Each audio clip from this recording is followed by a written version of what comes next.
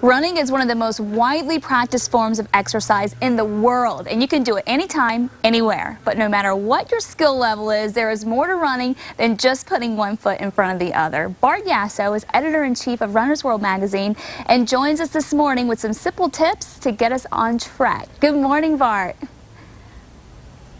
Good morning, Kristen. How's it going? Can you tell us a little bit about some of the growing popularity of running? It's actually gaining popularity these days.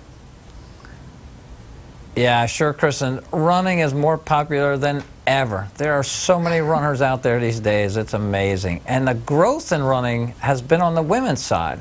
You know, I go to a race every weekend, and I go to a lot of races right now where 60% of the runners are women in the races. And I'm talking about big races that have 30,000 runners in them. Wow, why do you think that is?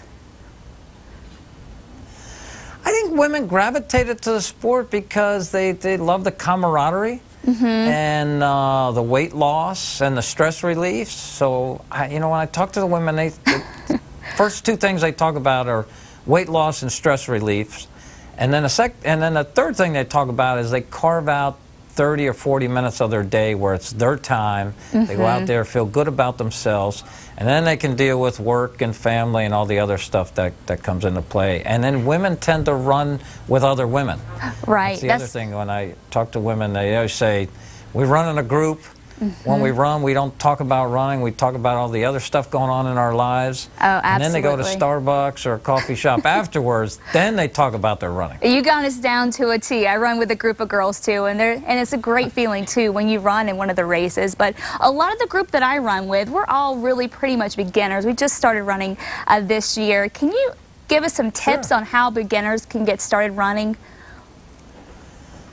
Yeah, well, if you're starting out in the sport, the couple things to think about. One, you don't want to run too fast and you don't want to run too far. You want to break into the sport easy. So start out slowly both on the distance you run and the pace you're running at. And then if you can find a group to run with, like you have done, Kristen, that is so helpful. Yeah, it does help a lot. You'll find someone that'll be your mentor and help you along, and it really is a big help. And then equipment-wise, the running shoe is the main equipment. So you got to make sure you're in the correct running shoe for you. There is no just great running shoe. You got to find out the best running shoe for you, and that's based on the style you run, your foot plant, and how much you're going to run. And a local specialty running store will help you get in that correct shoe. So just go to somebody there and running gear that's out there today. Okay, so just go to someone at the store then. You want to have a good base layer. Yeah, talk to someone at the store and tell them, give them some info on how far you're going to run and what kind of runner you are, and they'll fit you in the right shoe. And then there's a lot of technical running gear today. Good base layer to keep you warm in the wintertime, and then the summertime, a good technical gear that whisk away the sweat and cool you off. All right, well, you know, it's kind of tricky here. We'll start off really cold. We're in that desert climate where if you're running right at sunrise, it's really cold when you start your run, and then by the end of it, you're sweating. Do you have any recommendations for that? Yeah, what you want to do, if I was living in Albuquerque, when I would go for that run early morning, I'd have like a wind shell on. And then a couple miles into the run, as it warms up and that sun comes up, you can take off that shell and just wrap it around your waist. And those jackets are so lightweight, you won't even know it's wrapped around your waist. But even though they're lightweight, they will keep you warm. Okay, great. Now, you're right, that climate in Albuquerque is perfect for running. It is. Oh, it's great. You don't have the humidity. You know, it's a little bit tougher because we're up at a higher elevation, but I think you get adapted to that after you run for a while. But I did want to ask you something about do you have any advice on your breathing technique? Sometimes I know a group of my girlfriends will get side cramps sometimes, or we're just not breathing right. What do you recommend for that?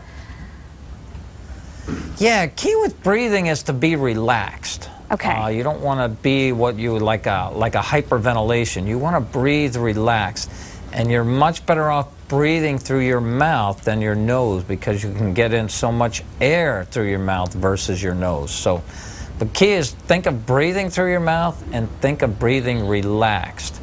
And if you do that, you'll tend to be fine. If you do end up with a side cramp, you can kind of do big bursts to blow out some air and should get rid of those side cramps. So just exhale really as much as you can, maybe. Exhale really hard. get rid of it all. Get some big exhales, and she'll get rid of those cramps. Okay, now what about for the more experienced runners? What's your advice on how to kick it up a notch or two? Yeah, so say you're like yourself, you're out there running already, you're with this group, but hey, you want to challenge the marathon distance or do a couple marathons. Right. The key is to allow, say, just I'll throw out the marathon distance. You want to run a marathon, you got to allow about 3 or 4 months specifically to train just for that marathon. Now that's already having a base of running, and then you allow these 3 or 4 months to train for a marathon. So the key is to pick that goal race out there, put it on your calendar, and then allow enough time to specifically train for it. Right. And then go for what we call in running that personal record, that personal best at a certain distance, whether it be the half marathon, which is really popular, or the marathon distance. Well, I'm thinking 10K might be the goal for our little group here. Now, I did want to ask you, what running or 10K. Do you 10K like is perfect. 6.2 miles is a challenging race. I would say so. For us, it is anyway. Now, what about Albuquerque? What running paths do you find here are really popular among your readers? Yeah, the Nob Hill 6 mile, the Old Town. When last race I did in Albuquerque was a race called the La Luz, I think it was. La Luz, yeah, La Luz. That's uphill. Yeah, that's La up Luz Trail. Yeah. Oh yeah, actually, someone took me on that La Luz Trail, and I was blown away on the beauty of it, and it was pretty tough. I'm surprised you got to see the beauty of it, because I would be huffing and puffing trying to get through. But it is absolutely gorgeous. Well, where can our viewers go for more information from Runner's World, Bart? You know, go to our website, runnersworld.com. Okay. You can find so much information on gear, nutrition, races, whatever's out there, on training plans. Go to runnersworld.com. And that's the best place to jump off and get serious about what you want to do, and all the information is on our website. Okay, great. Thank you so much, Bart, for all the helpful tips and advice.